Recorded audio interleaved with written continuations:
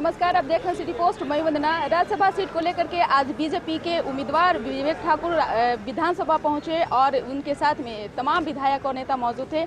हमारे साथ अभी मौजूद है गोह विधानसभा क्षेत्र के विधायक मनोज कुमार सिंह। सर, जिस तरह से बीजेपी अब वंशवाद की बात करती है, क्योंकि लगातार आरजेडी भी इस बात को दोहरा रही है, क्या कहिएगा सर विवेक ठाकुर के बारे में? जी देखिए, विवेक ठाकुर जी का भारतीय जनता पार्टी में लगभग 30 सालों से बहुत सक्रिय भूमिका रही है। संगठन के कई महत्वपूर्ण पदों पर उन्होंने पार्टी के लिए कार्य किया है। वो विधान पार्षद भी रहे, हमारे यहाँ से वो ब्रह्मपुर से विधानसभा के प्रत्याशी भी रहे, युवा मोर्चा के पदाधिकारी भी रहे, कई मंच मोर्चा में और मुख्य कमेटी में उनकी महत्वपूर्ण भूमिका रही।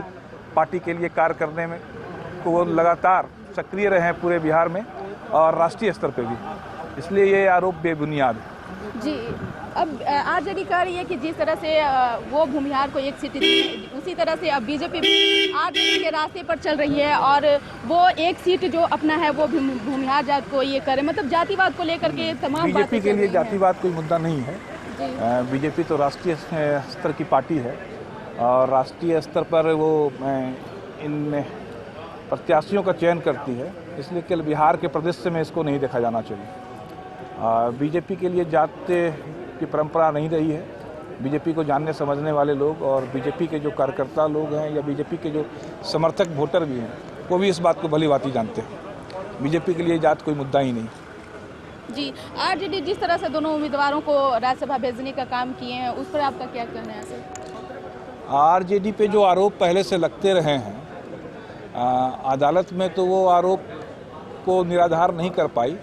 अब मुझे लगता है कि अब वो जनता के बीच में भी किसी तरह जो आरोप उस पर लगते रहे हैं, उस पर जनता के बीच में भी वो उस बात को नहीं रख पाएंगे कि किन मंजूरियों के तहत उन्होंने प्रत्याशियों का चयन किया। जी, आरजेडी कह रही है सर कि जिस तरह से बीजेपी को महाराष्ट्र, दिल्ली और झारखंड में हार हुई है 2020 के विधानसभा चुनाव में, क्या बीजेपी इस बात से सहमत है? अब तो ये चुनाव आने ही वाला है और जिस हिसाब से आरजेडी में बेचैनी है या वो महागठबंधन में जो अनेकता दिख रही है, वो साफ दिखाती है कि इनकी बेचैनी किस हद तक बढ़ गई। इसलिए ये अपने हिसाब से कुछ भी करते रहें, गलत बयानी करते रहें।